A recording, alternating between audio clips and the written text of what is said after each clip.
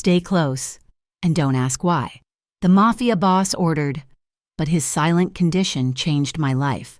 The smell of stale coffee and burnt grease clung to Lana Meyer's clothes, a cheap perfume she could never quite wash out. At 26, her life in Belshore had narrowed to the space between the swinging kitchen door and the cracked vinyl booths of the diner. It was a life measured in double shifts and tips that barely covered the rent on her tiny, damp apartment. Tonight, it was a life that ended. "I'm sorry. What did you just say to me?" The man in booth 4, slick in a suit that cost more than Lana made in 6 months, lowered his menu. Lana kept her expression neutral, her hands steady on the coffee pot. "I said, you cannot speak to my coworker that way." "Sir, she's 16. If you'd like more coffee, I'm happy to get it for you, but you will be respectful." The man's face, smooth and pink, tightened. He'd been grabbing at the younger waitress, Daisy, making comments that curdled Lana's stomach. Lana had seen it, stepped in, and now the fragile piece of the Tuesday night rush shattered. He snapped his fingers, a sound like a dry twig breaking. "Get your manager, now." Mel, the manager, was a man who lived in a state of perpetual apology. His shoulders stooped from the weight of slim margins. He hurried, wiping his palms on his apron. "Problem, Mr. Harrison?" "Your girl here," Harrison said, jabbing a manicured finger toward Lana. "Needs to learn her place. She's disrespecting a paying customer." Mel's eyes flickered to Lana, and in that instant, she knew. He couldn't afford to lose Harrison's weekly corporate lunches. "Lana," Mel said, his voice quiet and thin, "give me your apron. Go on, now." "Mel, I don't care what he was." Mel cut her off, his voice hardening with the desperation of a weak man trying to sound strong. "You're done. Clock out." Lana stared at him. The clatter of plates, the sizzle of the grill, the low hum of the fluorescent lights, it all seemed to fade, replaced by a roaring in her ears. She untied the stained white apron, her fingers feeling thick and clumsy, and dropped it onto the counter. She didn't look at Harrison. She didn't look at Daisy, who was crying by the milkshake machine. She just grabbed her threadbare coat from the hook and pushed through the glass door, the little bell above it chiming a pathetic farewell. The Belshore night air was cold, biting her cheeks. She walked the 12 blocks back to her building, the humiliation warring with a rising tide of panic. The $7.58 in her pocket felt like rocks. She climbed the 3 flights of stairs to her apartment, the scent of boiled cabbage and dust filling her lungs. She jammed her key into the lock. It didn't turn. She tried again, jiggling it, pushing her shoulder against the warped wood. Nothing. Then she saw it, taped to the door, a fluorescent pink piece of paper that screamed with official, merciless print. Final notice to vacate. Her landlord, Mr. Petrov, must have changed the deadbolt and she was 2 weeks late on rent. 2 weeks. She'd promised him she'd have it by Friday. She pounded on the door, a hollow, desperate sound. "Mr. Petrov, please, it's Lana. I just need my things, please." No answer. Just the sound of a television blaring a game show from the apartment next door. She slid down the wall, the rough plaster scratching her back, and sat on the grimy welcome mat. The panic won. It flooded her, cold and absolute. She had no one. Her mother had been gone for years, a ghost lost to addiction. She had no siblings, no friends outside the diner who weren't just as broke as she was. She was 26 years old, jobless, homeless, and completely, utterly alone in a city that ate people like her for breakfast. After an hour, the numbness set in. She couldn't stay here. She stood up, her legs aching, and walked back down the stairs and out into the street. She just walked, with no destination, the neon Belshore signs blurring the tears she refused to let fall. She walked past bars spilling loud music and drunken laughter, past darkened storefronts, past alleys that smelled of rain and decay. She ended up at an all-night donut shop, the only place she could afford. She bought a small coffee and sat in a corner booth, nursing it for hours, the hot liquid a small, temporary comfort. "Lana, is that you, honey?" Lana looked up. A woman with kind, tired eyes and graying hair pulled back in a tight bun was standing by her table. It took Lana a moment to place her. Maria, a regular from the diner. Lana had once slipped her a bag of muffins and a cup of soup on the house when she saw her crying over a stack of medical bills. "Maria," Lana managed, her voice hoarse. Maria slid into the booth, her brow furrowed with concern. "Child, you look like you've seen the end of the world. What are you doing here at 3 a.m? The story spilled out. The job, the lock, the pink paper. Maria listened, her expression growing grim. She clicked her tongue. "That Mel, he's got no spine, and Petrov is a snake." She tapped her fingers on the table, thinking, I might have something. It's not a day job, and it's not glamorous." "I'll do anything," Lana said, the words raw. "Please, I just need a paycheck, a place to start." "It's a janitorial shift, nights, at Club Vero, downtown." Lana knew the name. Everyone in Belshore knew Club Vero. It was a fortress of glass and black steel, a private lounge where the city's elite, the politicians, the real estate sharks, and the men who moved in shadows, did their business. You didn't get in without a membership that cost more than a car. "They're hiring cleaners." "They're always hiring cleaners," Maria said, her voice dropping. "The turnover is high. People don't like the hours, or they get scared." "Scared? Listen to me. Lana, it's a job. Good money. 10 times what you made at the diner, probably. But you keep your head down. You understand? You go in at midnight, you leave at 6. You clean the VIP rooms, main lounge, bathrooms. The clients are powerful. You see nothing. You hear nothing. You are a ghost. Can you do that?" "Yes," Lana said, grasping Maria's hand. "Yes, thank you." Maria gave her the contact, a man named Sal. "You tell him Maria sent you. He'll put you to work tonight." 3 nights later, Lana was that ghost. She wore a plain black uniform, her hair pulled back so tightly it made her temples ache. Inside, Club Vero was like a cathedral built to sin. Dark mahogany, polished onyx bars, velvet curtains so thick they swallowed all sound. The air smelled of expensive cologne, spilled champagne, and something metallic she couldn't place. Her first 2 nights were silent. She'd arrive at midnight, just as the last of the wealthy patrons were stumbling out, their laughter echoing unnaturally in the cavernous space. She'd mop marble floors, polish brass fixtures, and haul bags of trash, all under the watchful, bored eye of Sal, the night manager. It was the 3rd night when her life tilted on its axis. She was in a back corridor, mopping the floor near a series of unmarked doors. Sal had told her they were for staff and storage. It was almost 5 a.m, her shift nearly over. She was exhausted, moving on autopilot, pushing the heavy mop bucket. One of the doors, a heavy oak panel identical to the others, was open. Just a crack. She heard a sound, a low voice, pleading, then a thud, dull and heavy. Sal was in the main lounge. She was alone back here. She should have kept walking. She should have been the ghost Maria told her to be. But she paused. She thought maybe someone had fallen, maybe a staff member was hurt. She nudged the door open with her foot.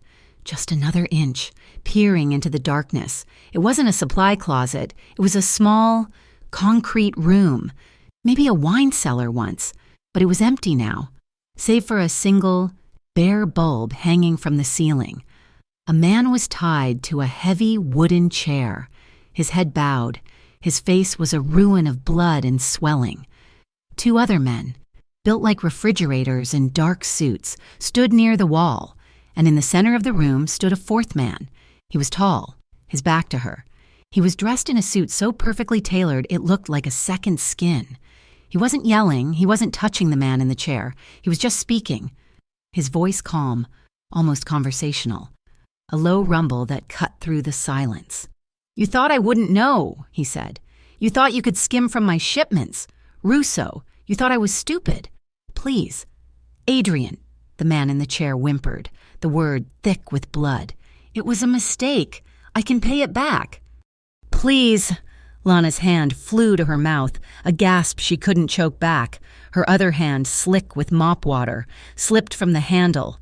The heavy metal handle of the mop clattered against the tile floor, a sound as loud as a gunshot in the silent corridor.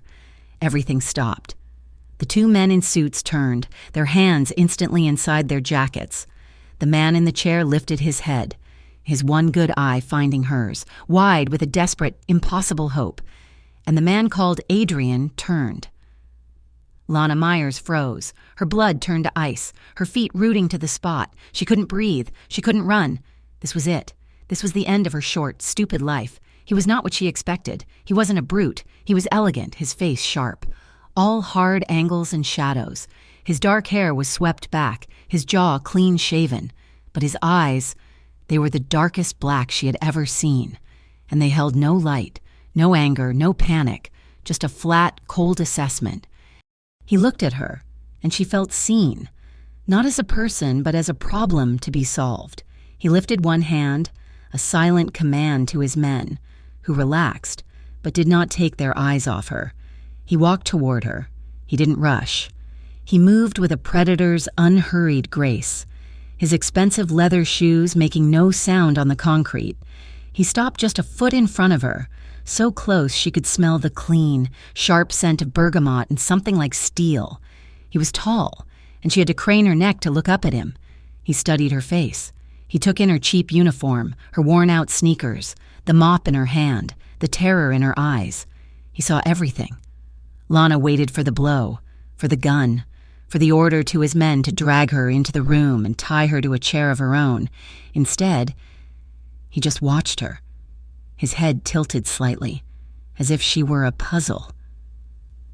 The silence stretched, thick and suffocating. Then he spoke. His voice was a low vibration, meant for her and her alone. "Stay close and don't ask why." Lana blinked. Words made no sense. "What? You work here?" he asked, his voice still quiet, betraying no emotion. She managed a nod, her entire body trembling so hard she thought her knees would buckle. "Not anymore," he said, as if stating a fact. "You work for me now." I'm a cleaner," she stammered, her voice a reedy whisper. "Now you're my personal assistant?" She stared at him, bewildered. I don't know anything about that. I don't know how to do that." "You don't need to know how," he said, his patience already seeming to thin. "You just need to be where I can see you." He glanced back at the man in the chair, a flicker of annoyance crossing his features, then looked back at Lana. "This job, you're paid poorly." It wasn't a question, she nodded again. "I'll pay you 5 times what you make here. You'll have a room. You'll be safe." Safe. The word sounded obscene in this context, standing outside a room where a man was bleeding to death. "Why?" she whispered, the question escaping before she could stop it. His eyes hardened. The brief, fleeting moment of something was gone. "I just gave you your first rule. Don't ask why." He turned his head. "Leo, get him out of here. Use the service exit. And get Mr. Russo a doctor. He's no good to me dead." One of the large men nodded, moving to untie the whimpering man. Adrian turned back to Lana. "You will come with me. Now." It was not a request. It was not an offer. It was a verdict. Saying no, she knew with chilling certainty, meant she would be cleaned up with the rest of the mess. She'd seen his face. She was a witness. He wasn't letting her go. It was just another cage type. She dropped the mop. The splash echoed in the hallway. He led her through a private exit to a black, immaculate sedan waiting in a dark alley. A driver held the back door open. Adrian got in and looked at her, waiting. Lana got in. The drive was silent, but the tension in the car was a living thing, a crushing weight pressing against her chest. She sat pressed against the passenger door, as far from him as she could get, staring rigidly out the window as the dark streets of Bell Shore blurred past. He just sat there, profile to her, looking out his own window, perfectly still. He hadn't touched her. He hadn't threatened her again. He just existed, filling the space with a power that was both terrifying and absolute. The car descended into a private underground garage and stopped at a private elevator. They rode up in silence, the elevator moving with unnerving speed. The doors opened directly into a penthouse. Lana stepped out, and her breath caught. The entire apartment was walled in glass, offering a 360-degree view of Bell Shore. The city lights glittered below them like a carpet of fallen stars. The place was vast, minimalist and cold, all white marble, black leather, and chrome. It was the most beautiful and terrifying place she had ever seen. "Your room is this way," he said, his voice flat in the cavernous space. He led her down a long, white hallway to a door. He opened it, revealing a guest suite that was larger than her entire old apartment building. A king-sized bed with a cloud of white bedding, a marble bathroom, a walk-in closet. "There is food in the kitchen. Clothes will be delivered in the morning. Don't leave this floor. My man, Leo, will be outside in the hall." She turned to look at him, her fear warring with a desperate, burning curiosity. He stood in the doorway, a shadow against the bright hall lights. "Eat," he ordered. "Sleep. You'll start tomorrow." He didn't touch her. He didn't even enter the room. He just looked at her for one long, unreadable moment, then pulled the door shut, the click of the latch sounding unnaturally loud. Lana ran to the door and locked it, though she knew it was a laughably useless gesture. She spent that first night sitting on the edge of the impossibly soft bed, trembling. She was a prisoner in a palace, bought and paid for by a man who tortured people in basements. But as the hours ticked by, a strange, conflicting feeling crept in. She was warm. She was clean. She wasn't on the street. She wasn't in a homeless shelter. Hours later, starvation won out. She crept into the hallway. The large man, Leo, sat in a chair by the elevator, not even looking at her. She padded into the kitchen, a sleek, black void, and opened the refrigerator. It was full. Milk, eggs, fresh fruit, cheeses. Her hands shook as she made a simple sandwich, her stomach cramping with hunger. She ate it standing over the sink, like a thief. He hadn't harmed her. He had seen her witness an execution, or the prelude to one, and he had not harmed her. He had given her food, shelter, and a job she didn't understand, a flicker of safety, so perverse it made her feel sick, warmed her skin. He was a monster, she knew that, but he hadn't told her why he was keeping her close. He hadn't told her why he let her live. And as she finally collapsed into the bed, the sun rising over Bellshore, that question scared her more than anything else. The new world began at 6 o'clock in the morning. Lana learned this on her first full day. A sharp program buzz from a discreet alarm she hadn't even noticed woke her from a fitful, shallow sleep. For a moment, she was suspended in confusion, surrounded by white down and Egyptian cotton, the thread count so high the sheets felt like water. Then the memory of the night before slammed into her. The club, the blood, the man with the black eyes, Adrian D'Amato. She sat up, her heart a frantic bird in her chest. The clothes she had worn from the street, her old life, were gone.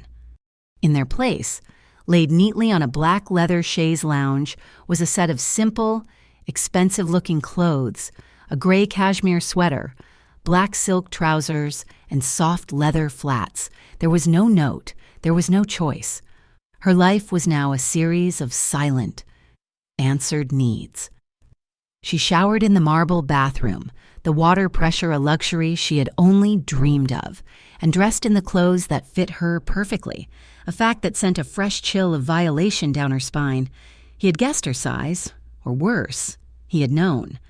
When she emerged from her room, her stomach tight with anxiety, he was already at a long, black-top dining table, reading a physical newspaper. He wore a crisp white shirt, the sleeves rolled up to reveal strong forearms dusted with dark hair.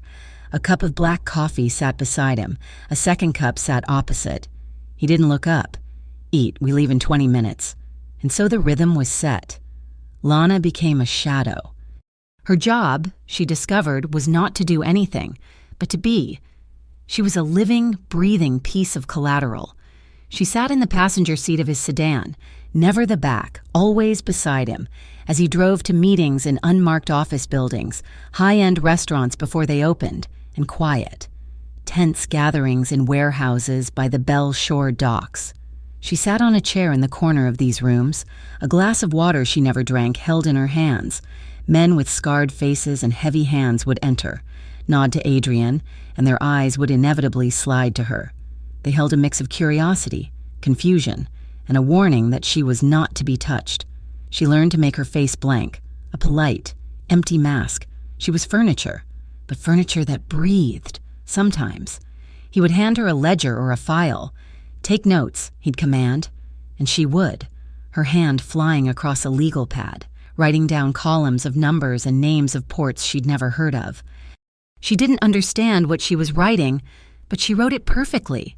His men spoke of her in whispers, a language of the eyes she was learning to read. They never spoke to her directly. They didn't have to. Their behavior was a cold, respectful circle drawn around her.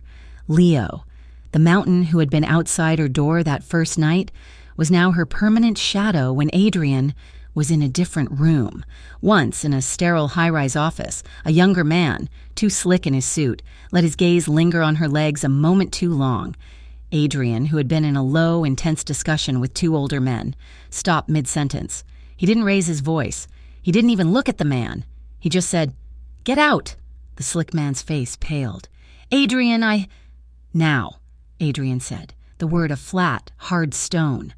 The man scrambled from the room. Adrian did not resume the meeting. He simply stood, gestured for Lana, and they left. She heard one of the men mutter to another as they walked down the hall. "Who is she?" The reply was low. "She's the girl the boss watches. That's all you need to know." The penthouse was her cage. Beautiful and vast. She had everything: food, clothes, safety from the world outside, and nothing.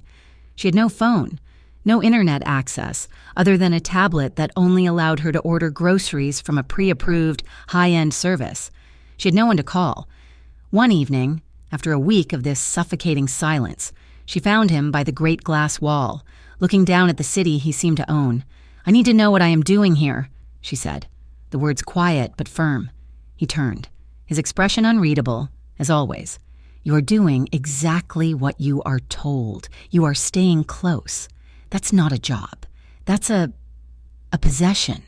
You are paid," he countered, his voice smooth. "The money is being deposited into an account in your name, more than you have ever seen." "I don't care about the money," she snapped, the lie tasting like ash in her mouth. She did care. The money was the only thing that made this different from a kidnapping. He took a step closer. He was always perfectly contained, but now a flicker of something, impatience, perhaps, tightened his jaw. "Then what do you care about, Lana?" It was the first time he had used her name when they were alone. It sent an electric jolt through her. "I care about knowing," she whispered. "Why me? Why let me live?" He stopped, his body a dark silhouette against the glittering skyline. The space between them crackled. He had given her an order that first night, and she was breaking it. "I gave you 2 rules," he said, his voice dropping to that low, dangerous rumble she remembered from the club. "You ask questions. You leave. You stay quiet. You stay safe." "Are you asking me to let you leave, Lana?" She met his gaze. Leaving meant returning to the street. Leaving meant she was a witness who was no longer protected. She had seen his face. She knew his name. Leaving meant death. He was offering her an execution, politely veiled as a choice. Her throat ached. "No? Good," he said. He turned back to the window. "Then you stay quiet." She agreed. She stayed quiet. But the curiosity didn't die. It simmered, hot and patient, under the surface of her compliance. She watched him, trying to piece together the man from the monster. She saw him negotiate deals worth millions with a single nod. She saw him treat an elderly woman who ran a bakery in the old district with a gentle, old-world respect. And she had seen him order a man beaten for dropping a crate. He was a man of lethal contradictions, and she was trapped in the middle of them. The tension between them was a third person in the penthouse, a constant, silent presence. He never touched her. He never looked at her with anything resembling desire. And yet, she was profoundly, terrifyingly aware of him, always. One night, 2 or 3 weeks into her captivity, the days blurred, she woke from a doze on the living room sofa. She'd been reading a book, one of many that lined his shelves. It was late, past 2 in the morning. The penthouse was silent. She padded to the kitchen for water, and that's when she heard it, a low grunt of pain, quickly stifled. It came from the direction of his master's suite. She froze. Leo was not at his post by the elevator. That meant Adrian was alone. Against every instinct for self-preservation she had, she moved toward the sound. His bedroom door was ajar. A single line of light cut across the dark hallway. She pushed it open, her heart hammering. Adrian? He was in his bathroom, a vast space of steam and black marble. The mirror was fogged. He was shirtless, his back to her, leaning over the white porcelain sink. His dark trousers hung low on his hips, and his back was a landscape of taut muscle and old, faded scars, and one new one. A fresh, deep cut ran along his ribs, from his side to just under his shoulder blade. It was a knife wound, clean and bloody. He was trying to tend to it himself, hissing as he pressed a wad of gauze to the gash, his other hand braced against the counter. Lana gasped, her hand flying to her mouth. His head snapped up. He met her eyes in the mirror, and his face was not the calm, controlled mask she was used to. It was a mask of pain and a raw, animalistic fury. His jaw was clenched so tight a muscle leaped. "Get out!" he snarled. But she didn't. She saw the bottle of whiskey on the counter. The suture kit spilled open, the tremor in his powerful hand. He couldn't reach the angle properly. "You're bleeding everywhere," she said, her voice shaking but surprisingly steady. "You're going to make it worse. It's not your concern. Let me help." She stepped into the room. "I said, get out!" he roared, turning on her. The movement tore the wound open further. A fresh wave of crimson spilled down his side. He cursed, his body tensing, his face pale under its olive skin. Lana ignored the order. She walked past him to the sink, her hands shaking. "I used to volunteer at a clinic. I know how to clean a wound. Sit down on the edge of the tub, or I swear I will let you bleed out." He stared at her, his black eyes blazing. She'd never seen anyone, not even his most hardened men, stand up to him. The shock of it, or perhaps the pain, seemed to short-circuit his anger. He gave a sharp, pained huff of breath, then slowly, rigidly, he sat on the marble edge of the freestanding tub. Lana's hands were shaking. She grabbed the whiskey bottle. "This is going to hurt. Just do it," he bit out. His head bowed, his hands gripping his knees. She poured the alcohol over a clean cloth and then, her heart in her throat, she pressed it to the cheech. He didn't make a sound, but his entire body became rigid. His breath hissed between his teeth. His skin was hot under her fingers, his muscles contracting like steel cables. She cleaned the blood away, her touch as professional as she could make it, her mind screaming. She was touching him. She was tending to a man who had likely gotten this wound while trying to kill someone else. "It needs stitches," she murmured, her voice tight. "But I think butterfly bandages will hold it if you're careful." She found the bandages in the kit. To apply them, she had to lean in close. Her face was inches from his bare shoulder. She could smell him, the sharp tang of the whiskey, the metallic scent of his blood, and that same clean bergamot smell. It was intoxicating. Her fingers trembled as she carefully pulled the edges of the skin together. His breath was warm on her temple. She could feel the heat radiating off his chest. She was hyper-aware of his stillness, of the coiled power in his body, held in check only by his pain. She finished the last bandage and pressed it flat. Her hand lingered, her palm flat against the warm, solid muscle of his side. He didn't move. He didn't breathe. Slowly, his head lifted, his eyes met hers. They were no longer angry. They were dark, bottomless, and focused entirely on her. His gaze dropped from her eyes to her lips, and it stayed there. The air in the room became thick, heavy, and hot. It was hard to breathe. Lana's own lips parted on a shaky inhale. She should move. She should run. But she was pinned by that look, by the unspoken, dangerous tension that was suddenly flooding the space between them, more potent than the smell of blood. His hand, the one not braced on his knee, slowly lifted. He didn't touch her. He just let it hang in the air between them, his fingers slightly curled, as if he wanted to, but wouldn't, or couldn't. Her heart was going to beat its way out of her chest. "Lana," he whispered, and her name was a rough, broken sound. She pulled her hand away from his side as if she had been burned.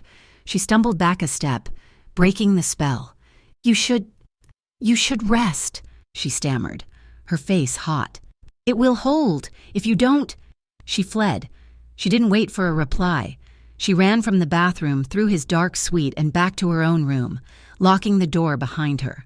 She leaned against it, her body shaking, her fingers tingling where they had touched his skin. He hadn't been a monster then. He'd been a wounded, vulnerable man, and he had looked at her. He had really looked at her, not as his possession, but as a woman.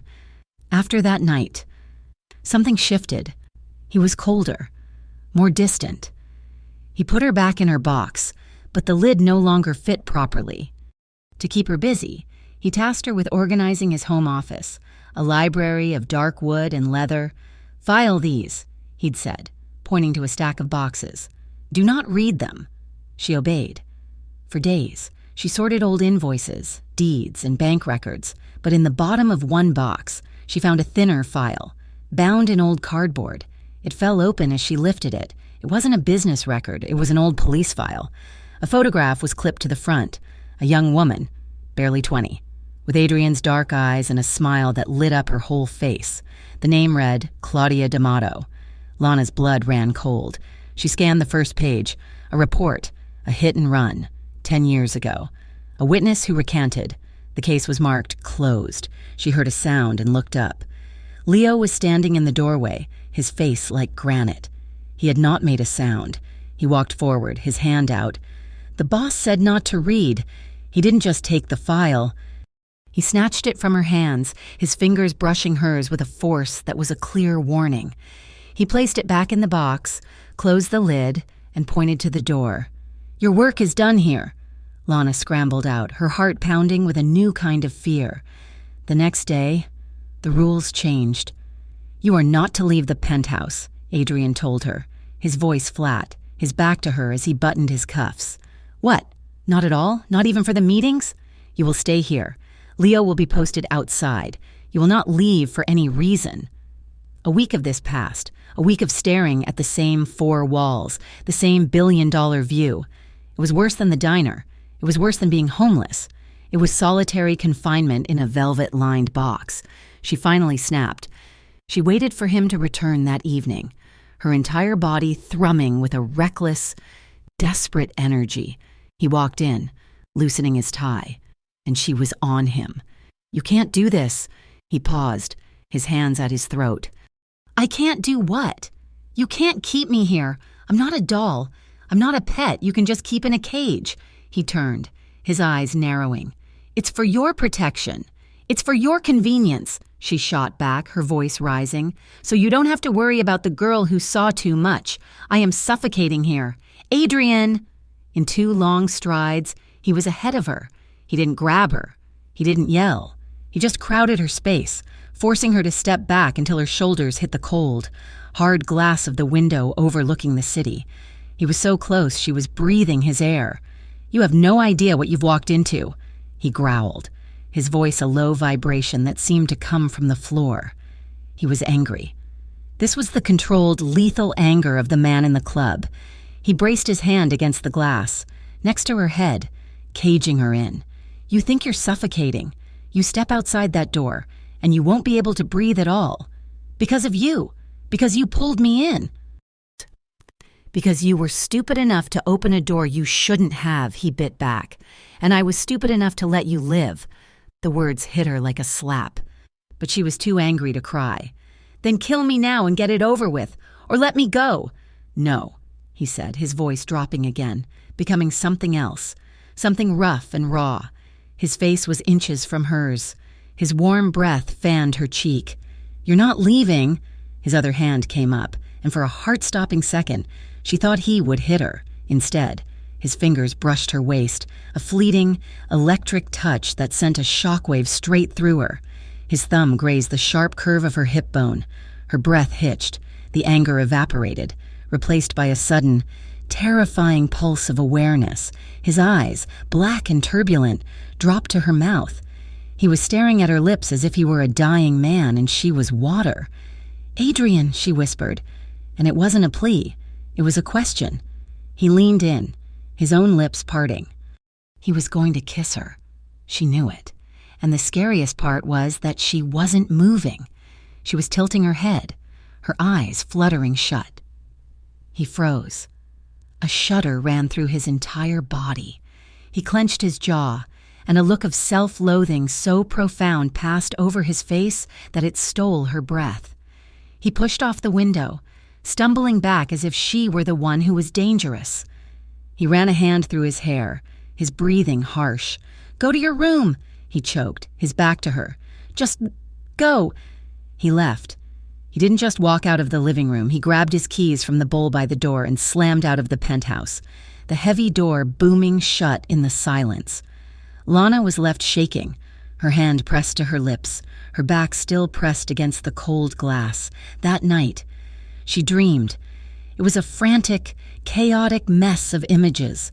She dreamed of his hand on her waist, of the blood on his skin, of the coldness in his eyes and the heat in his breath. It was violence and tenderness, twisted together so tightly she couldn't tell them apart. She woke up in a tangle of white sheets, her heart pounding. For the first time, she wondered if she was losing herself. She wondered if she wasn't just his prisoner, but if some broken part of her was actually starting to want to be.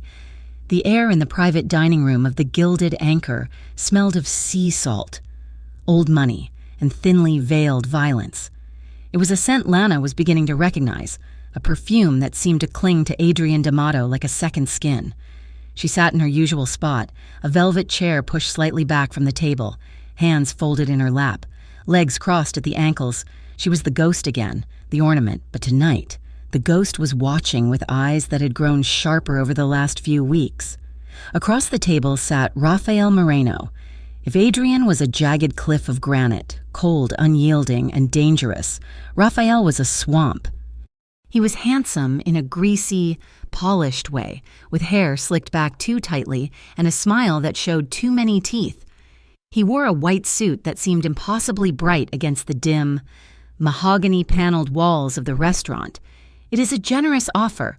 "Adrian," Rafael said, lifting a glass of heavy red wine. His rings clinked against the crystal. "The shipping lanes are crowded. We could share the burden and the profit." Adrian didn't touch his drink. He sat with that stillness that terrified Lana, his shoulders broad and tense beneath his charcoal jacket. "The lanes are mine, Rafael.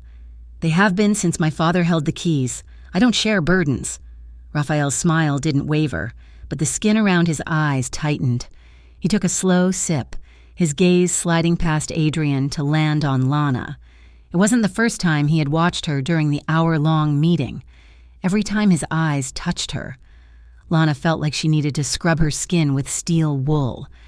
"You have new scenery," Rafael noted, his voice dropping to a purr. "Lovely.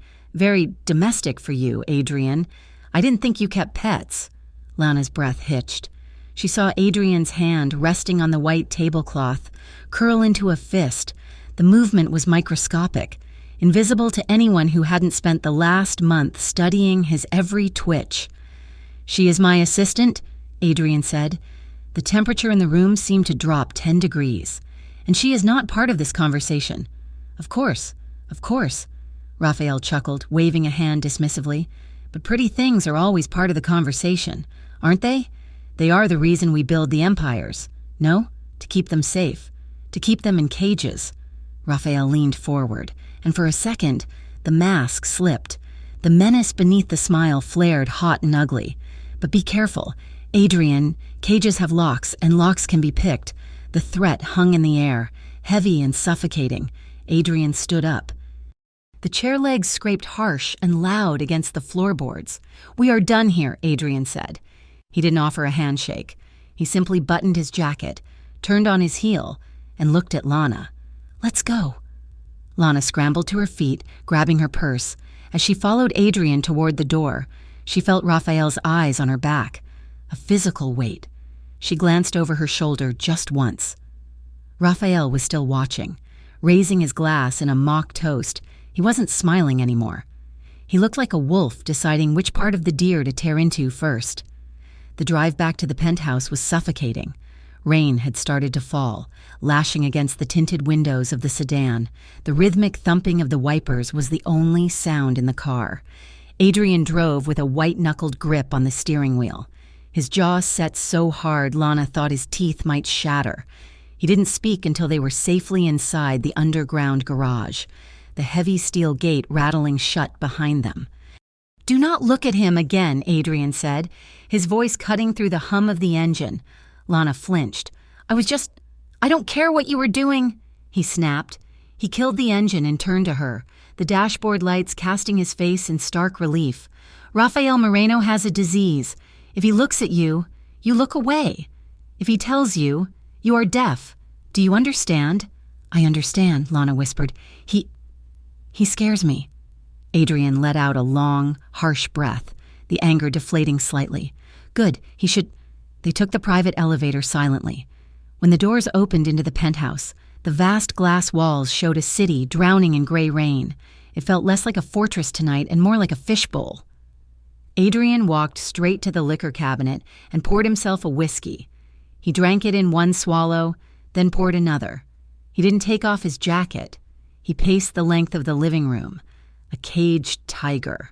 "New rules," he said abruptly, not looking at her.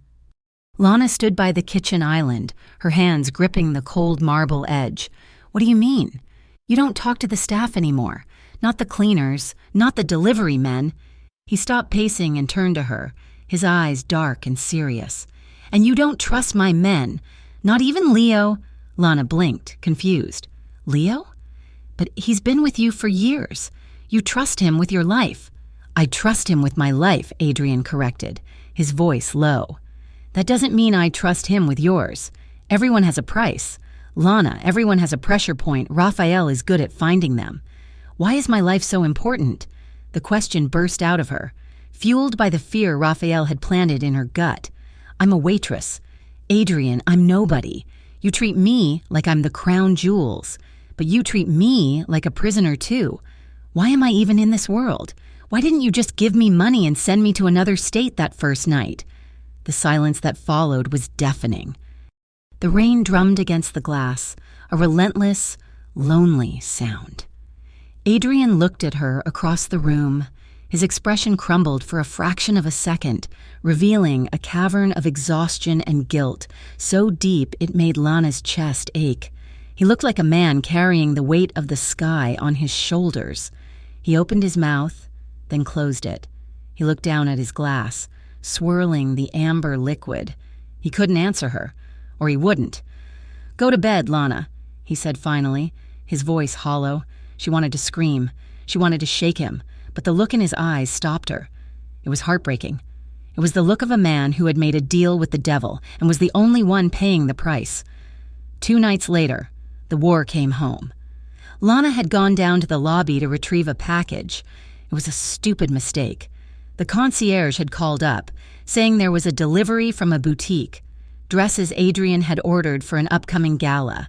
Leo was on a break, and Adrian was in the shower. She thought it would take 2 minutes.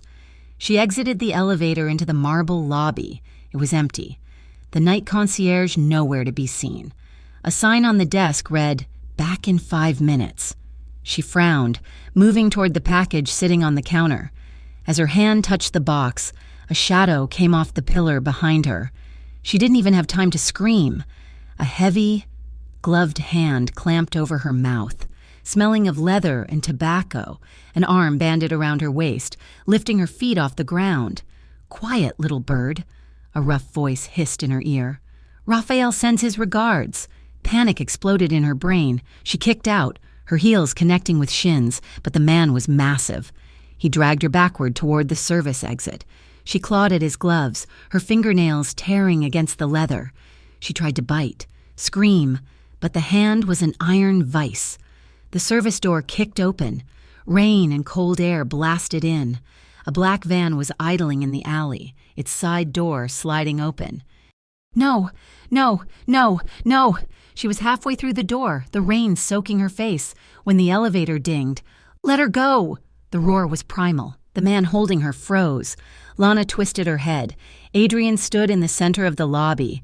He was wearing sweatpants and a t-shirt. his hair wet, his feet bare.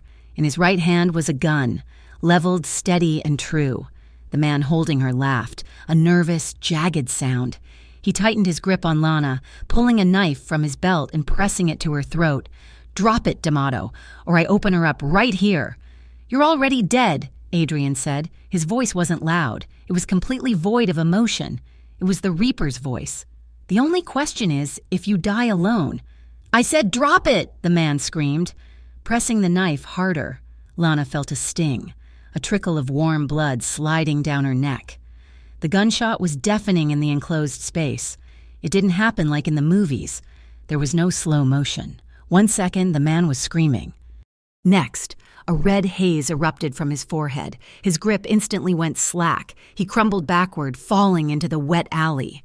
Lana fell forward onto the cold marble floor of the lobby, gasping for air. Scrambling away from the body on her hands and knees, silence rushed back in, ringing in her ears. Then hands were on her, strong, warm hands. Adrian dropped to his knees, holstering the gun in the waistband of his sweats. He grabbed her shoulders, pulling her up. "Lana, look at me. Look at me." She was shaking so hard her teeth chattered. She couldn't look at the body. She couldn't watch the blood mix with the rain. She looked at him. His face was pale, his eyes wild with a terror she had never seen there before. He scanned her face, his hands framing her cheeks, tilting her head back. His thumb brushed the small cut on her throat, and his eyes darkened with a rage that could burn the city down. "I've got you," he rasped. "You're safe. I've got you." She collapsed against him, the adrenaline crashing into sobbing hysteria. He wrapped his arms around her, crushing her to his chest. He lifted her effortlessly, standing up and carrying her back toward the elevator, shielding her face from the carnage with his hand. Inside the elevator, he didn't put her down. He held her against the wall, his body shielding hers. She buried her face in his damp t-shirt, inhaling the scent of soap and gun smoke. "I'm sorry," she sobbed. "I just went to get the package. I'm sorry." "Shh," he murmured, his voice rough. "Don't apologize. Breathe. Just breathe." He pulled back slightly, his hand still gripping her arms as if to ensure she was real. He looked at her tear-streaked face, the terror in her eyes, and his expression shattered. He leaned in and pressed his lips to her forehead. It wasn't a quick peck. It was a long, lingering press of his mouth against her skin. It was desperate. It was a benediction. His hand came up to cradle the back of her head, his fingers tangling in her hair, holding her there. Lana froze, her breath catching. The violence of the last 5 minutes faded, replaced by the overwhelming, grounding weight of his touch. He was shaking too. She realized the man who killed without blinking was trembling. He pulled back, his forehead resting against hers. "I told you," he whispered, his voice cracking. "Stay close." It took 3 days for the trembling to stop completely. Adrian doubled the guard. He had new locks installed. He barely slept. But, strangely, the wall between them had developed a hairline fracture. He no longer hid in his office. He sat in the living room while she read. He ate breakfast with her. He was watching her. Not like a prisoner, but like something he was terrified of losing. On the 4th evening, the silence in the penthouse felt too heavy. Lana couldn't take the takeout boxes anymore. She needed to do something with her hands other than wring them. "I'm cooking," she announced. Adrian looked up from his tablet. He was sitting on the sofa, looking tired. "You don't have to do that. We can order from Le Cuckoo." "I want to," she said. "I need to make something real." "Do you eat pasta?" A ghost of a smile touched his lips. "I'm Italian. Lana. Asking if I eat pasta is like asking if I breathe air." She made a simple carbonara, whisking eggs and cheese and frying pancetta. The smell of garlic and curing meat filled the sterile glass apartment, making it smell like a home for the first time. She set the table. She opened a bottle of red wine, a Barolo that probably cost more than her father's car, and poured 2 glasses. They ate in a companionable silence that felt different from before. It wasn't tense. It was heavy. Yes, but it was the heaviness of things left unsaid, not things feared. "This is good," Adrian said, taking a sip of wine. Better than the restaurant. It's my mother's recipe, Lana said, swirling her glass. She didn't leave me much, but she left me that. Adrian looked at her, his dark eyes softening. My mother couldn't cook to save her life. My father hired chefs. I think I ate truffles before I ate a grilled cheese sandwich. Lana laughed, a soft sound that seemed to surprise them both. That explains a lot, does it? You have expensive tastes, but you don't know how to enjoy simple things. Adrian put his fork down. He looked at her, really looked at her, across the candle-lit table. The air shifted, the atmosphere thickened, charged with the electricity that had been building between them since the night in the bathroom. Maybe I'm learning, he said quietly. Lana's heart hammered against her ribs. She stood up to clear the plates, needing to move. I'll get these. Leave them, he said. He stood and walked around the table. He didn't stop until he was standing right in front of her, outside. The rain had stopped, leaving the city lights to glitter through the glass like scattered diamonds. They stood by the window, the world below them, but the only gravity that mattered was right here. Lana, he said. She looked up at him. Her breathing was shallow. The wine had flushed her cheeks, but it was his proximity that made her dizzy. He reached out, his hand moving slowly, giving her 1,000 chances to back away. She didn't move. His fingers grazed her jawline, rough calluses against soft skin. He cupped her face, his thumb tracing the line of her cheekbone. His touch was reverent, terrifyingly gentle for hands that had taken a life just days ago. You're shaking, he murmured. So are you, she whispered. He looked at her lips, this time. He didn't stop himself. He lowered his head and kissed her. It wasn't like the movies. It was messy and desperate and tasted of red wine and longing. Lana made a small sound in her throat, her hands flying up to grip the front of his crisp white shirt, twisting the fabric. He groaned, a low rumble in his chest, and pulled her closer. His other arm wrapped around her waist, hauling her flesh against him. The kiss deepened, becoming hungry. His tongue swept into her mouth, claiming her. It was a kiss of pent-up frustration, of fear, of a month of silence finally breaking. Lana melted into him. She stood on her tiptoes, pressing herself against the hard wall of his chest. For the first time in her life, she didn't feel small. She felt like she was burning, and he was the fire. His hand slid from her face to her neck, his thumb pressing against her pulse point. He broke the kiss, trailing his lips down her jaw to the sensitive spot beneath her ear. Lana gasped, her head falling back, exposing her throat to him. Adrian, she breathed. The sound of his name seemed to snap a tether. He froze. His heavy breathing ragged against her neck. His hand on her waist tightened painfully for a second, then loosened. He pulled back. He stepped away from her, putting 3 feet of distance between them. His chest was heaving. His eyes were black pools of conflict. He looked at her swollen lips, her flushed face, and he looked like a man who had just destroyed something beautiful. I didn't want this, he said, his voice harsh, scraping like gravel. He ran a hand through his hair, turning his face away from her. You weren't supposed to matter to me. You were just a condition. Lana stood there, cold where his body had been warm. She wrapped her arms around herself, trying to hold the pieces of her dignity together. A condition? She asked, her voice trembling. Is that all I am? A witness you're keeping on a leash? He looked back at her, and the misery in his eyes was profound. You were supposed to be invisible. Lana, you were supposed to be safe. You matter. That makes you a target. That makes you a weakness. I'm already a target, she cried, stepping toward him. We saw that in the lobby. I am in this. Adrian, whether you want me to be or not, why are you fighting this? Because I can't afford to lose anything else, he roared, the control finally snapping. Confession hung in the air between them. Lana looked at him, tears prickling her eyes. Then why am I still here? If I'm such a liability, if you didn't want this, why haven't you let me go? Adrian stared at her. He opened his mouth to speak, to perhaps finally tell her the truth about the night he saved her, about the condition, about everything. But he couldn't. He shut his mouth, his jaw working. He looked at her one last time, a look of longing and regret that seared into her soul.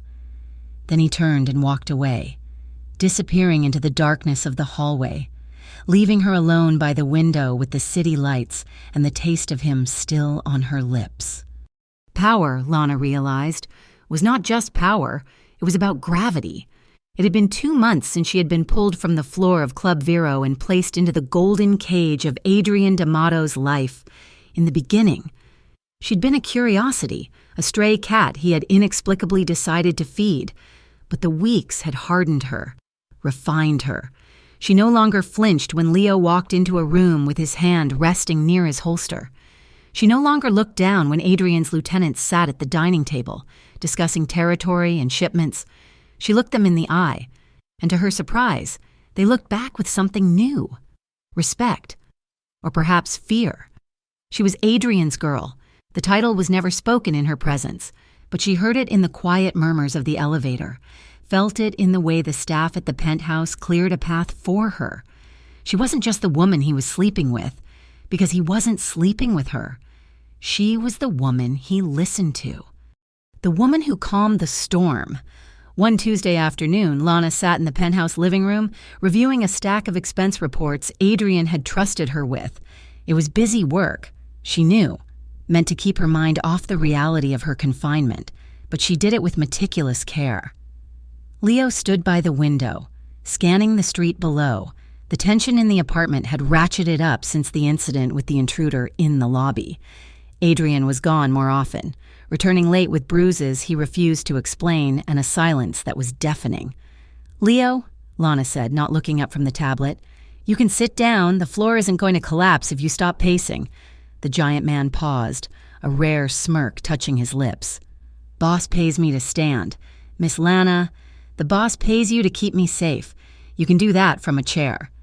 He didn't sit, but his shoulders relaxed. It was a small victory, but it was hers. That night, however, the silence of the penthouse felt different. It was heavier. Adrian had returned early, barely acknowledging her before retreating to his study. He hadn't come out for dinner. By midnight, Lana couldn't sleep. The storm outside mirrored the turmoil inside the apartment.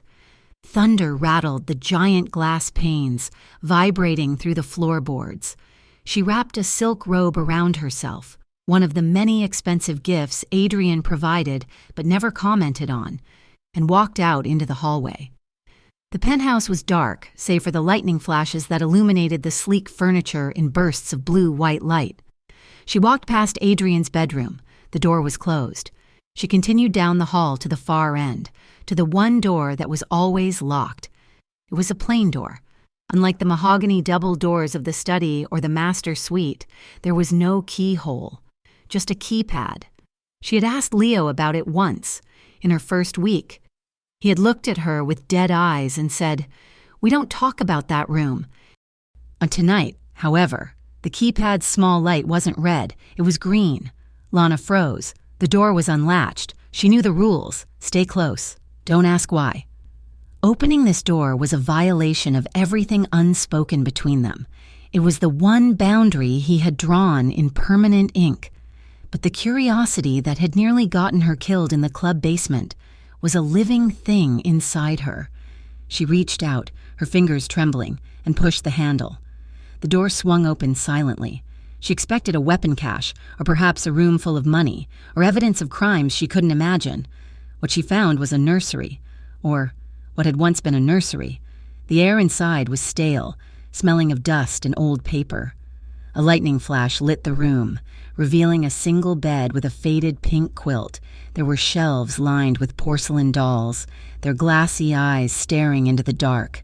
On the wall, framed in expensive silver, were child's drawings, stick figures holding hands under a yellow sun. And in the center of the room, sitting in a rocking chair that looked too small for him, was Adrian. Lana gasped, her hand flying to her mouth. He didn't move. He was holding something in his hands. His head bowed. He was still wearing his dress shirt from the day, but the top buttons were undone, his tie gone. In the gloom, he looked like a statue of grief. "I told you," he said, his voice rough, devoid of the anger she expected. "Curiosity is a dangerous thing. Lana, I saw the light," she whispered, entering the room. I didn't know you were here." He finally looked up. His eyes were rimmed with red, the exhaustion carved deep into his face. He didn't order her out, he just raised his hand. Opening his palm, a gold locket lay there, the chain tangled in his fingers. "Claudia," he said softly. Lana took a hesitant step closer. "Your sister, the file I found." "My twin," he corrected. He looked back at the rocket. "We were inseparable. She was the light. I was the shadow. That was how it worked. She wanted to be an artist. She drew this." He gestured vaguely to the framed picture on the wall. "What happened?" Lana asked, sinking to her knees beside the chair. The carpet was thick and gathered dust. Adrian closed his hand over the locket, his knuckles turning white. "I brought a man into our circle. A friend. I thought I could trust him. I thought loyalty was something you could buy with respect." He let out a bitter, dry laugh. "He used her to get to me. He kidnapped her to force me to give up territory. By the time I paid the ransom, by the time I found where they were keeping her..." He stopped. He didn't need to finish. The silence in the room screamed the ending. "She was 22, he whispered. "She died because I was arrogant, because I trusted the wrong person." The revelation hit Lana with the force of a physical blow. This was the root of it all. The coldness, the rules, the obsession with safety. He wasn't just a crime lord protecting his assets. He was a brother who had failed to save the only thing he loved. He looked at Lana, but she knew he was seeing Claudia. He was seeing the cost of letting someone in. "That's why you won't let me leave," Lana realized aloud, her voice shaking. "And that's why you don't care. You think you're poisoned." He looked away, staring at the dolls on the shelf. "I don't think I am poisonous. Lana, I know it. Everyone I love dies. That is the condition of my life." Lana reached out. She placed her hand over his fist, covering the locket and his cold fingers with her warmth. He flinched, as if her touch burned, but he didn't pull away. "You were young," she whispered fiercely. "You were betrayed. That wasn't your fault. Adrian, that was his evil, not your failure. I should have known," he rasped. "You're human," she said. "You don't have to carry it alone anymore." Slowly, painfully, his hand flipped. His fingers uncurled, releasing the locket, and wove through hers. He gripped her hand tight, a lifeline in the dark. The connection was electric, grounding him, pulling him out of the past and into the room with her. He looked down at her, kneeling beside him in the dark, her hair spilling over her silk robe. The grief in his eyes began to shift, replaced by a heat that terrified and thrilled her. "You shouldn't be in here," he murmured, but he was pulling her up. Lana rose, following the guidance of his hand until she was standing between his knees. The storm outside flashed again, lighting up the sharp angles of his face. "I'm right where I need to be," she breathed. He stood up. The rocking chair creaked as he left it, the sound swallowed by the thunder. He towered over her, his presence overwhelming in the small, sad room. He reached out and touched her face, tracing the line of her jaw just as he had done by the window days ago. But this time, there was no hesitation. "Lana," he groaned. He kissed her. It wasn't like the first time. The first time had been desperate, a collision of fear and adrenaline. This was slow. It was deep. It was an exploration. His mouth moved over hers with a possessive tenderness that made her knees weak. He tasted scotch and sorrow. Lana's hands came up to rest on his chest, feeling the heavy, rapid thud of his heart. She slid her hands up to his shoulders, then into the hair at the nape of his neck, pulling him closer. He made a low sound in his throat and lifted her, walking backward until he hit the wall. He pressed her against the floral wallpaper, his body a heavy, welcome weight. His mouth left hers, trailing wet, hot kisses down her jawline, to the sensitive cord of her neck. Lana arched her back, a gasp escaping her lips. "Adrian!" His hands were everywhere, on her waist, her hips, tangling in the silk of her robe. He was drowning in her, and she was more than willing to let him take her under. Her hands moved down his chest, fumbling with the belt of his trousers. She needed to be closer. She needed skin on skin. She needed to prove to him that he wasn't dead, that he was life and fire and hers. As her fingers hooked into the leather of his belt, Adrian froze. It was instant. His body became rigid against hers. The hot breath on her neck stopped. He pulled back, his chest heaving, his eyes black and wild in the darkness. He gripped her wrists, stopping her hands, holding them away from him. "No," he rasped, his voice sounding like it was being torn from his throat. Lana blinked, dazed, her lips swollen. "Adrian, what?" He stepped back, putting feet of distance between them. He looked at her disheveled hair, her flushed skin, the want naked in her eyes, and he looked like a man being tortured. "Not like this," he muttered, turning his face away. "Not here, not in this room." "Then let's go to yours," she challenged, her voice breathless. He shook his head, a sharp, violent motion. I can't do this to you." "Do what? Love me?" The word hung in the air, heavy and dangerous. He looked at her, and the despair in his expression broke her heart. "Not when it feels like goodbye," he whispered. "I can't touch you like this if I'm going to lose you." "You're not going to lose me." "You don't know that," he snapped, the anger returning as a shield. "You don't know what's coming." Before she could answer, his phone buzzed. It wasn't a normal ring. It was a continuous, urgent vibration from his pocket. The spell broke, the lover vanished, and the dawn returned. Adrian pulled the phone out, glanced at the screen, and his face went completely cold. The vulnerability of the last 10 minutes evaporated, replaced by a lethal focus. "Get dressed," he ordered, his voice flat. "What?" "Shoes, coat, now. We have to move." "Adrian, what is happening?" "We've been compromised." He was already moving toward the door, buttoning his shirt with efficient, steady fingers. "Someone sold the penthouse security passcodes. Raphael's men are on their way up. We have 3 minutes. Lana didn't argue. She ran. 20 minutes later, they were in a car speeding through the rain-slicked streets of Bellshore, but they weren't heading to a safe house. "Where are we going?" Lana asked. Gripping the handle above the door, Leo was driving, his eyes constantly checking the rearview mirror. 2 other cars of Adrian's men flanked them. "Club Vero," Adrian said. He was checking a semi-automatic pistol, sliding a magazine into place with a metallic click. "It's the only place with a secure bunker that isn't on the digital network. Raphael can't hack the walls." "The club?"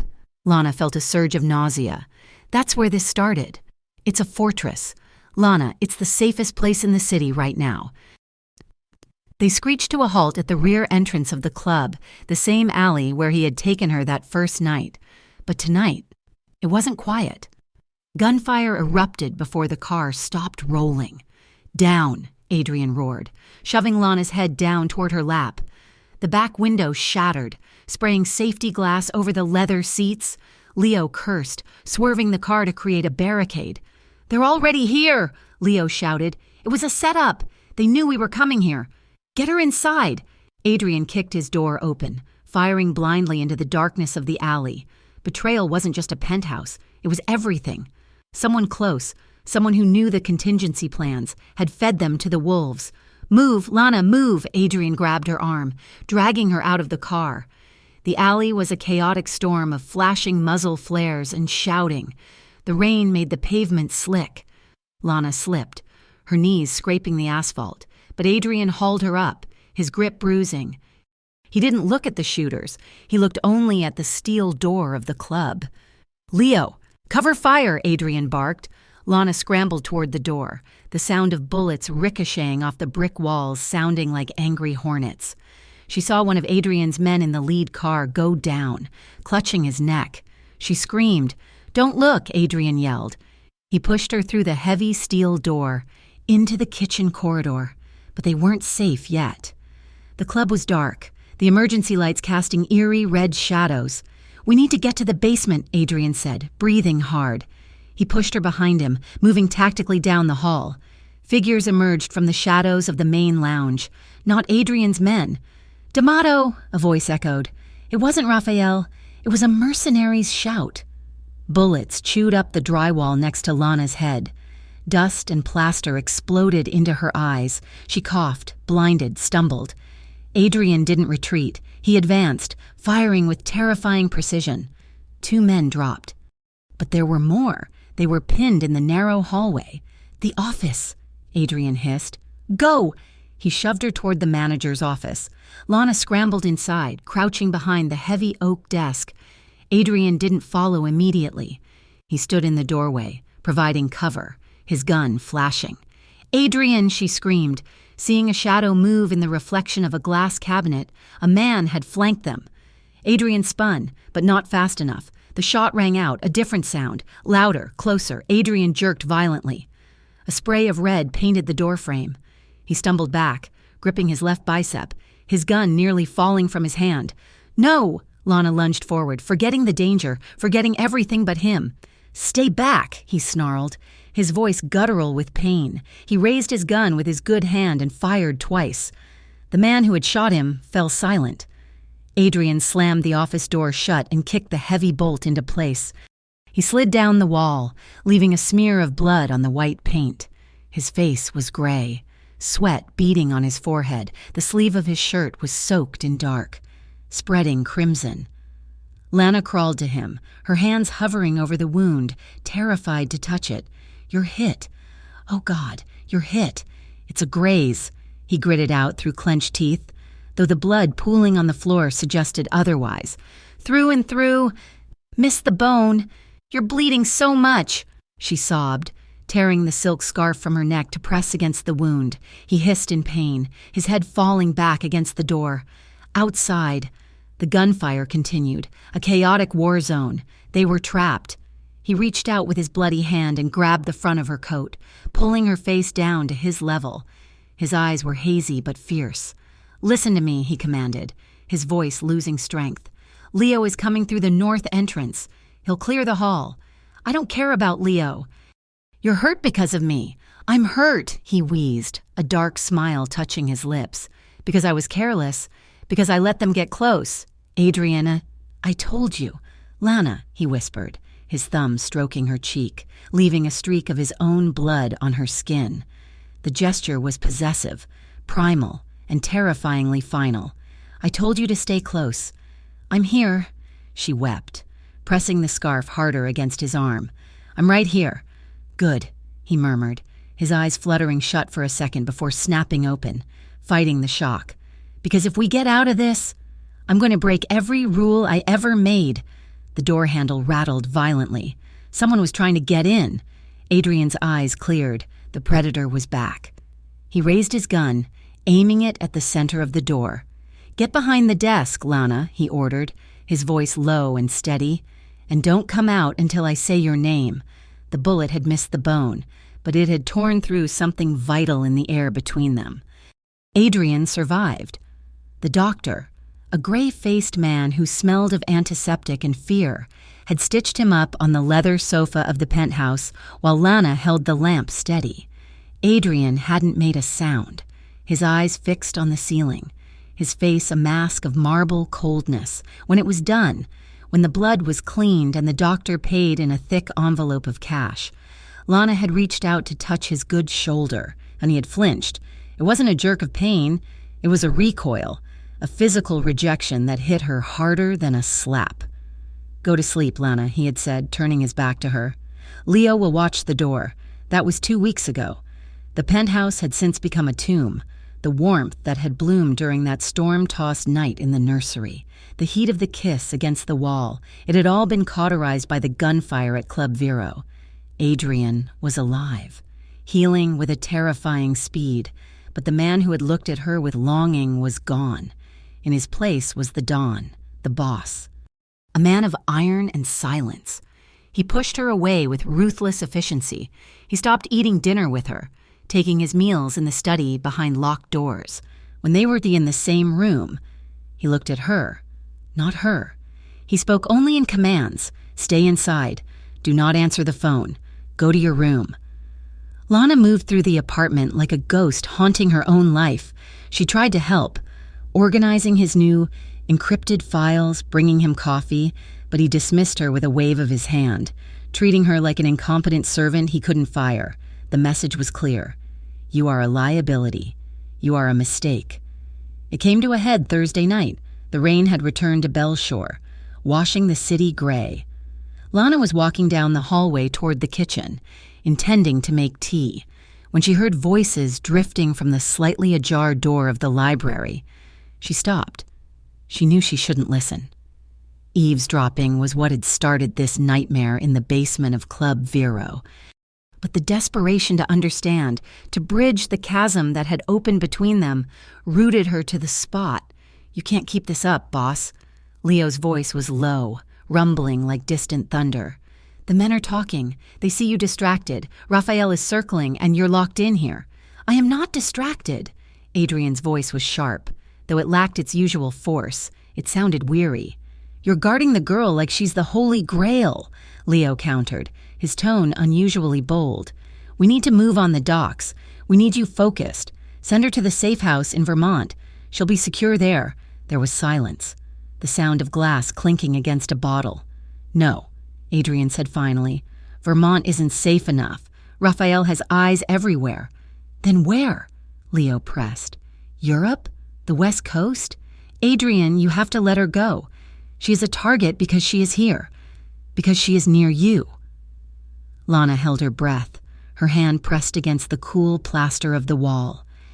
It's not about her being a target, Leo, Adrian said, his voice dropping to a whisper that carried more weight than a scream. It's about me. I look at her, and I hesitate.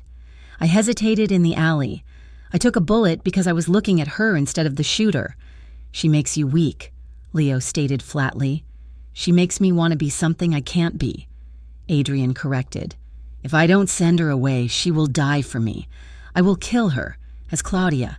I can't watch that happen again. Lana stepped back, the floorboard creaking beneath her foot. She didn't wait to hear the rest. She turned and ran back to her room, her heart shattering in her chest. He wasn't pushing her away because he hated her. He was pushing her away because he loved her enough to fear for her. But he was wrong. He was making the choice for her, stripping her of her agency just as he had that first night. She wouldn't let him. If she was going to leave, it would be on her terms. It would be with her dignity intact. She pulled a duffel bag from the closet. She didn't take the designer clothes he had bought her. She didn't take the jewelry. She packed only what she had arrived with, her worn jeans, her sneakers, the few T-shirts she had bought with her own allowance. She removed the silk blouse she was wearing and changed into her old gray hoodie. She looked around the room one last time. It had been caged, yes, but it had also been the first place she had felt safe in years. She wrote no note. There was nothing left to say that hadn't been said in the silence of the last 2 weeks. She opened her door and checked the hall. Leo was still in the study with Adrian. The other guard, a new man named Marco, was by the front entrance. She couldn't go that way. She went to the laundry room service elevator. It was risky. It required a code, but she had watched Leo punch it in a dozen times. She keyed in the numbers. 7429. The light turned green. The doors slid open. She entered and pressed the button for the garage. As the doors began to close, she felt a single tear slide down her cheek. She brushed it away angrily. She would not cry. She would survive. She was Lana Myers, and she had survived before him. She would survive after him. A hand, large, scarred, and familiar, slammed between the closing doors. The metal sensors tripped, and the doors bounced back open. Adrian stood there. He was breathing hard, as if he had run the length of the penthouse. His shirt was unbuttoned at the collar, his hair disordered. He looked at the duffel bag in her hand, then at her old clothes. His eyes went black with a volatile mixture of panic and fury. "Where do you think you are going?" he demanded. "Away," Lana said, lifting her chin. "Isn't that what you wanted, to send me away before I die for you?" His face paled slightly. "You were listening." "I was. And I'm saving you the trouble of buying the plane ticket." "I'm leaving. Adrian, you're not going anywhere." He entered the elevator, consuming the small space. The air suddenly felt too thin. "You can't keep me here," she yelled, the anger finally breaking through the heartbreak. "You ignore me. You treat me like a ghost, and then you talk about shipping me off like a package. I am a person, Adrian. I am in love with you. You idiot, and you are pushing me out the door." The confession hung in the air between them, vibrating in the steel box of the elevator. Adrian froze. The anger drained out of him, replaced by a raw, naked hunger that terrified her. "Say that again," he whispered. "I'm leaving," she tried to say, but her voice wavered. "No, the other part." He reached out, grabbing her wrist. He didn't pull her roughly. He pulled her with a desperate gravity, as if he were falling and she was the only solid thing in the world. He yanked her out of the elevator and into the hallway. But he didn't stop there. He backed her up against the wall, his body pressing into hers, trapping her. "You love me?" he asked, his voice ragged. "After everything? After I kidnapped you? After I brought a war to your doorstep?" "Yes," she sobbed, dropping the bag. "Yes, God help me, I do." He made a sound that was half groan, half prayer. "Then I am damned." He kissed her. This wasn't the gentle exploration of the nursery. This was a collision. It was a starving man finally sitting at a banquet. His mouth crushed hers, hot and demanding, sweeping away the protests, the logic, the fear. He kissed her like he was trying to breathe her into his lungs. Lana wrapped her arms around his neck, pulling him closer, erasing the space he had put between them for weeks. She tasted despair on his tongue. He lifted her, his hands gripping her thighs, and she wrapped her legs around his waist. He carried her down the hall, not to her room, but to his. He kicked the door shut behind them, sealing out the world, the war, and the impending doom. He lowered her onto the bed, the vast, lonely bed she had never touched, and followed her down. The clothes were barriers they couldn't tolerate. His shirt was torn open, buttons flying unnoticed onto the carpet. Her hoodie was discarded. When skin finally touched skin, a shudder went through both of them that had nothing to do with the cold. Adrian hovered over her, bracing his weight on his forearms. He looked down at her, his eyes tracing every inch of her face, memorizing her in the dim light. He touched her as if she were made of glass, his calloused fingers skimming over her ribs, her hips, worshipping the softness he believed he didn't deserve. "Lana," he breathed, and it was a surrender. They moved together with a slow, agonizing intensity. It was a conversation without words, a frantic apology for the distance, a desperate claim against the future. Every touch was heavy with unspoken emotion. He buried his face in the crook of her neck, inhaling her scent, while her hands gripped his shoulders, anchoring him to the present. There was no roughness, only a terrifying vulnerability. It was the physical manifestation of the bond that had formed in the silence and the shadows. It was too lonely.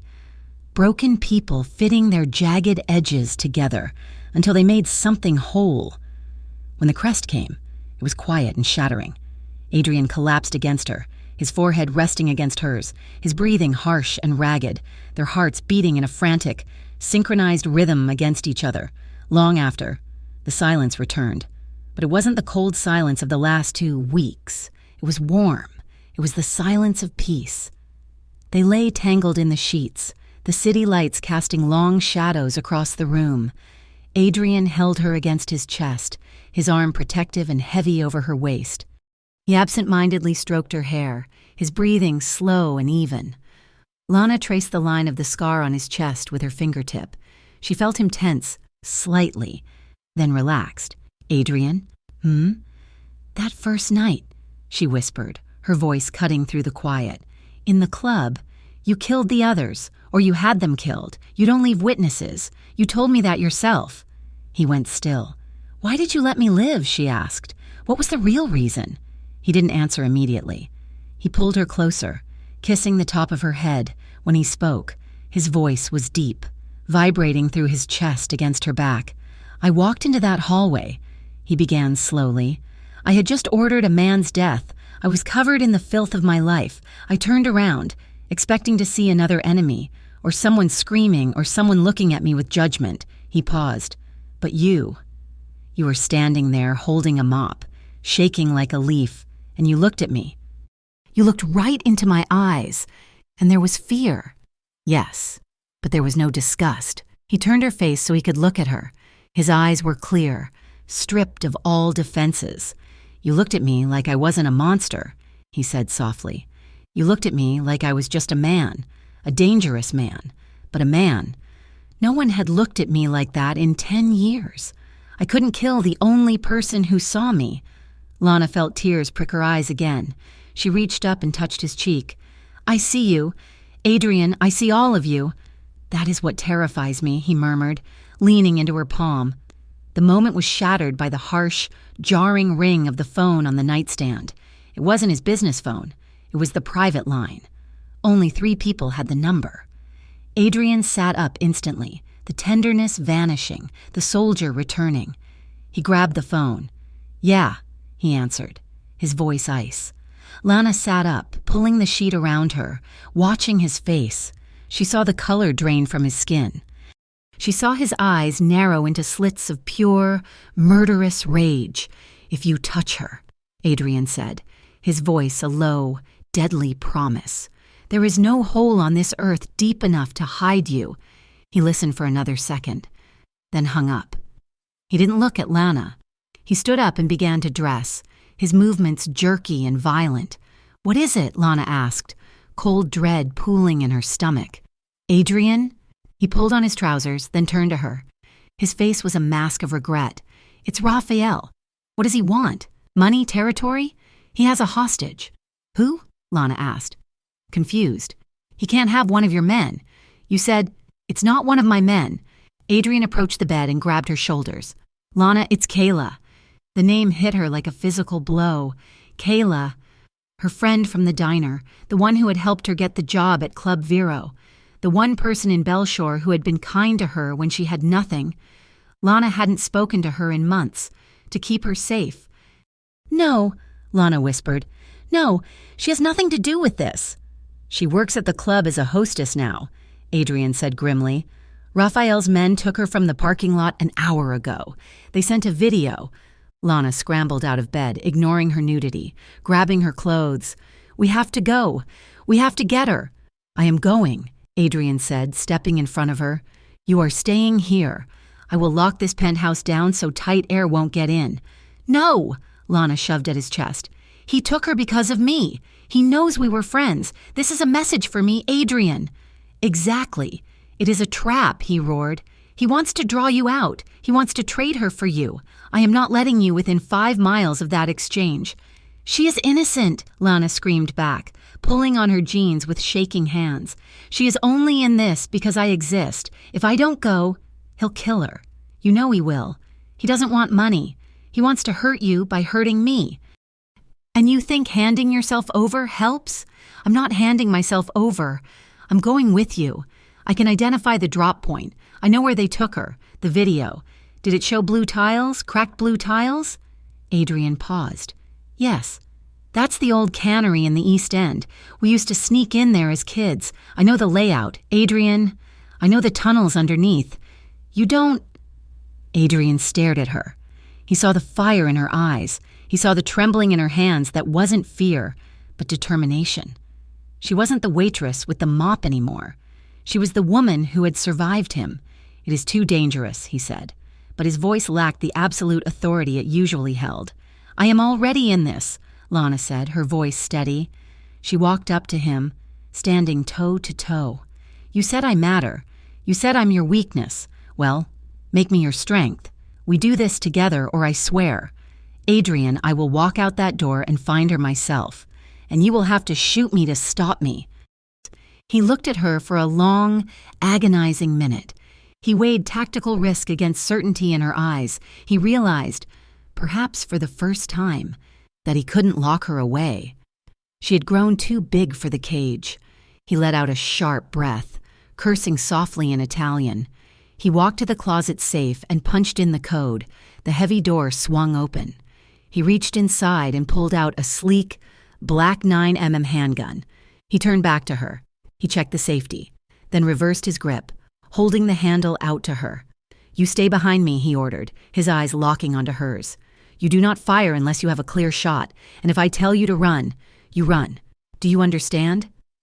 Lana reached out, The metal was cold and heavy in her hand. It felt foreign, wrong, and yet strangely empowering. It was the final severance from her old life. The waitress was dead. She gripped the gun, feeling the weight of the choice she had just made. She looked up at Adrian, the man who had saved her, loved her, and now, finally, trusted her. "I understand," she said. "Then let's go," Adrian said, turning toward the door. "We have a war to finish." The East End Cannery was a skeleton of Bell Shore's industrial past, a sprawling rot of corrugated iron and shattered brick looming against the night sky. The rain had turned the dirt access roads into slurry, sucking at the tires of the black sedan as Adrian killed the headlights. Silence descended, heavy and absolute.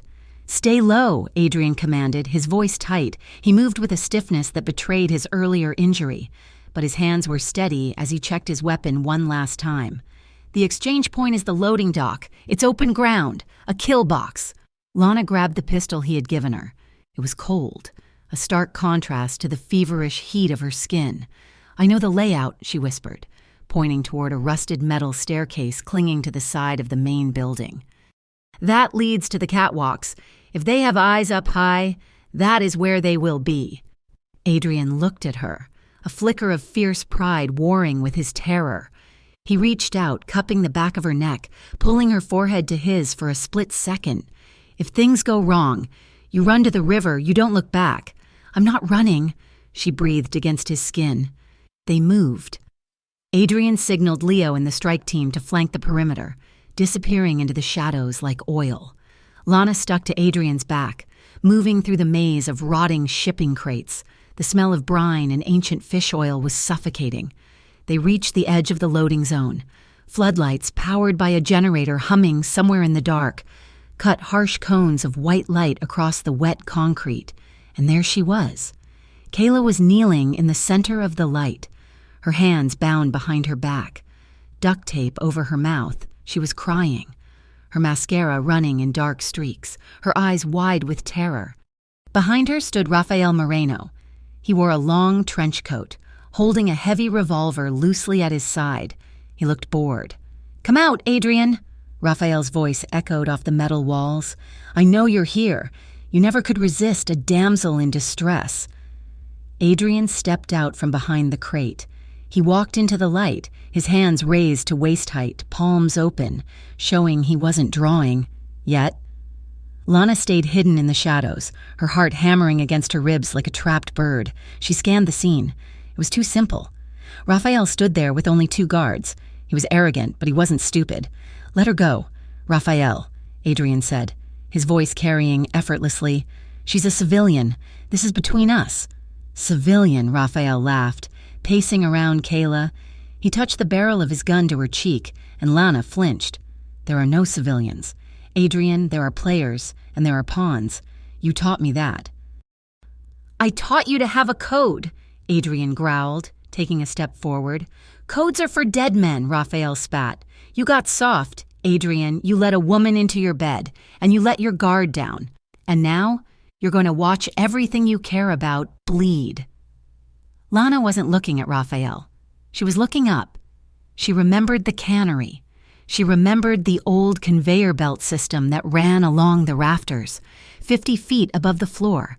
It was a shadow within a shadow. But as a bolt of lightning flashed, illuminating the high interior through the skylights, she saw it. A glint. Momentary reflection of a scope lens. It wasn't just the field guards. There was a sniper in the rafters, perfectly positioned to put a bullet through Adrian's heart the moment he made a move. Rafael raised his gun, aiming it not at Adrian, but at Kayla. He was forcing Adrian's hand. Adrian's muscles coiled. He was going to draw. He was going to dive. "Sniper, 10 o'clock!" Lana screamed, her voice tearing through the tension. The world exploded into chaos. Adrian didn't hesitate. He did not seek the sniper. He dove, not away from the danger, but toward Kayla. The crack of a high-powered rifle split the air. It was for Adrian's chest, because of Lana's warning. He had moved. The bullet tore through his side, spinning him around, but he kept moving. He crashed into Kayla, knocking her flat to the concrete just as the sniper fired a second shot that sparked off the pavement where her head had been. "Open fire!" Leo's voice roared from the darkness. Adrian's men opened from the perimeter. The two guards beside Raphael dropped instantly. Raphael, snarling, scrambled behind a concrete pillar, returning fire blindly. Lana was moving before she realized it. The sniper was cycling his bolt. He was adjusting his aim, tracking the pile of bodies where Adrian was shielding Kayla with his own back. She couldn't let him take the third shot. She scrambled up the rusted metal stairs she had pointed out earlier. Her boots rang on the grating. She was exposed, but the chaos below masked her ascent. She reached the first catwalk. She saw him, a dark shape nestled in the girders, the long barrel of the rifle pointing down. He was steadying himself, taking a breath. He had Adrian in his sights. Lana raised the heavy 9mm handgun. Her hands were shaking uncontrollably. 2 hands. Adrian had shown her once in the penthouse. Stance wide. Breathe. She didn't have time to breathe. She squeezed the trigger. The recoil jerked her arms up, the sound deafening in the enclosed space. She missed. The bullet pierced a metal beam near the sniper's head. He whipped around, startled. He hadn't known she was there. He pulled a sidearm from his belt, leveling it at her. Panic, cold and sharp, flooded her veins. It wasn't bravery. It was pure instinct. She fired again, and again, and again. The second shot went wide. The third shot hit him in the shoulder. The sniper shouted, stumbling back. He lost his footing on the wet, narrow beam. His arms windmill for a terrifying second, and then he fell. He plummeted 50 feet, crashing onto a stack of pallets below with a sickening crunch. Lana slumped against the railing, gasping for air, the gun smoking in her hand. She had done it. Below, the gunfire had stopped. She looked down. The guards were down. Leo and his men were securing the perimeter, cutting Kayla's bonds, but in the center of the loading dock, 2 men were still moving. Adrian and Raphael, they had discarded their guns. This was personal. It was a brawl of biblical violence. Adrian was bleeding heavily from his side.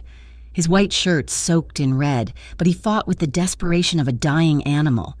Raphael was younger, faster, but Adrian was fueled by a rage that had been simmering for 10 years. Raphael landed a heavy blow to Adrian's wound. Adrian grunted, buckling to one knee. "Stay down," Raphael screamed, pulling a knife from his boot. "Just die," Lana screamed Adrian's name from the catwalk. Adrian looked up. He saw her safe. He saw the sniper gone. Something in his eyes shifted. The exhaustion vanished, replaced by a terrifying resolve. As Raphael lunged with the knife, Adrian didn't block. He stepped into the blade. He caught Raphael's wrist with his left hand, twisting it with a sickening crack, and drove his right fist into Raphael's throat. Raphael gagged, stumbling back, dropping the knife. Adrian didn't stop. He followed him, landing a blow to the ribs, then a sweeping kick that sent Raphael crashing to the ground. Adrian was on him instantly. He didn't strike him again. He simply wrapped his hands around Raphael's collar, pulling him close. "You threatened her," Adrian rasped, his voice a broken grinder. "You touched my family." Raphael coughed, blood bubbling past his lips. He looked up at the skylights, his eyes glazing over. He smiled, a red, jagged thing. "You won?" "Adrian," Raphael whispered, life draining from him. "But look at you. You're destroyed. You never deserved peace." Raphael shuddered once and went still. Adrian stayed kneeling there for a heartbeat, staring at the dead man. Then, slowly, like a puppet with its strings cut, he toppled sideways. "Adrian!" Lana didn't use the stairs. She ran to the ladder and slid down, burning her palms on the metal. She sprinted across the wet concrete, skidding to her knees beside him. He was pale, his skin gray under the harsh floodlights. The wound in his side was bad. The fresh gunshot wound overlapped with the grazing he had taken weeks ago, a mess of torn flesh and blood. "Leo, get the medicine!" Lana screamed, pressing her hands over the wound, trying to stem the flow. The blood was hot and sticky, pumping between her fingers. Adrian blinked, his eyes struggling to focus on her face. He reached up, his hand trembling, and touched her cheek. His fingers left a smear of blood, but his touch was gentle. "You," he wheezed.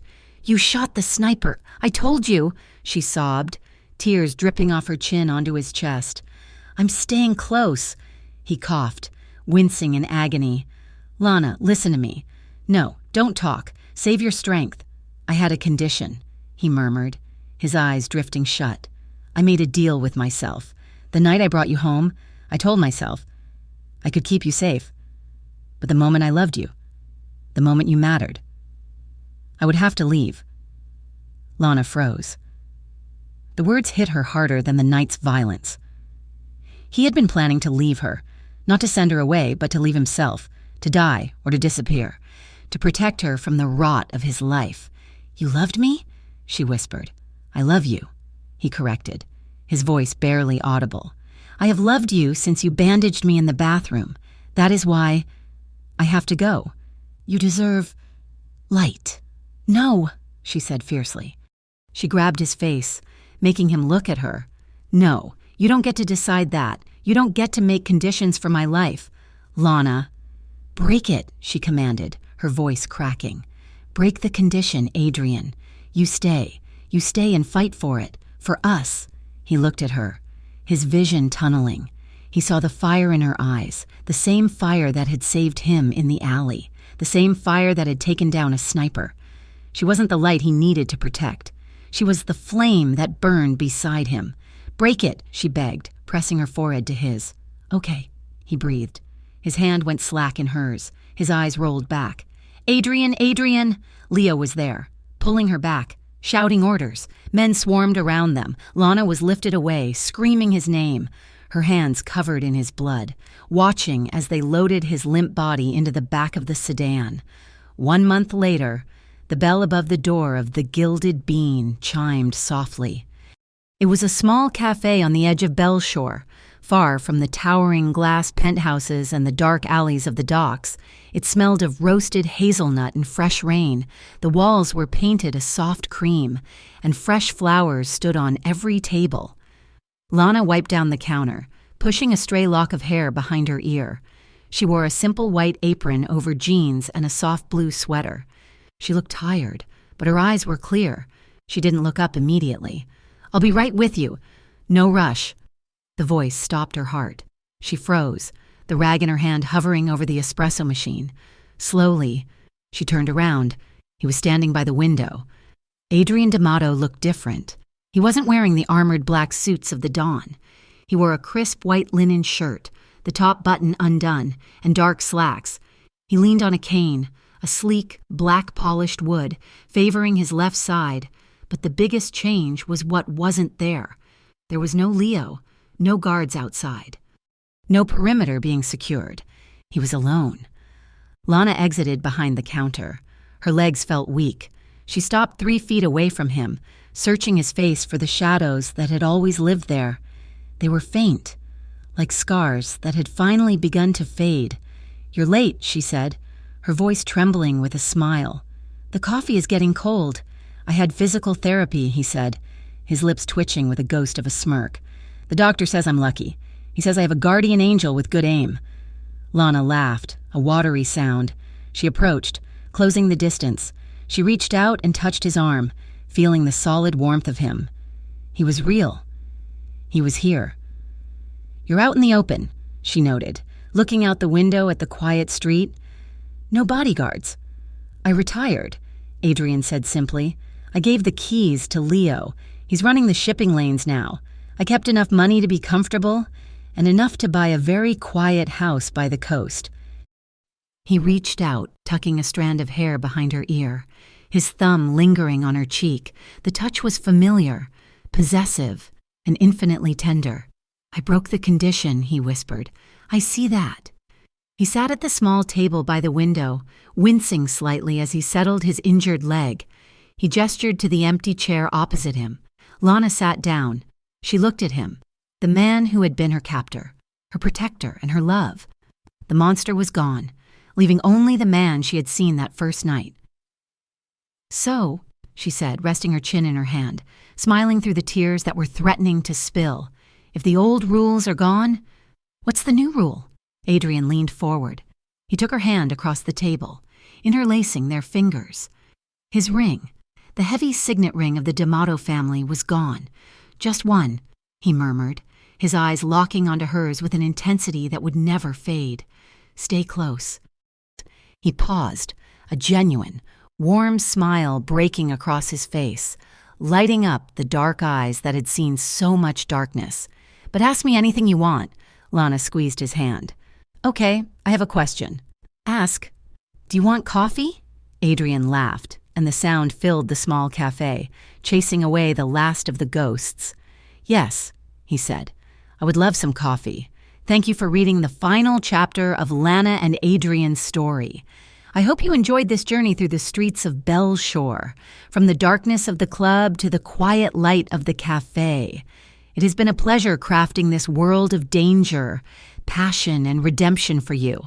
I would love to hear from you. Please leave a comment below telling me where you are listening from. It's always amazing to see how far these stories travel. If you enjoyed this story, please consider subscribing to Mafia Romance Stories so you never miss an upcoming episode. Share your thoughts in English. Did you like the ending? Did you think Adrian would survive? Let me know in the comments section. Thank you for your support.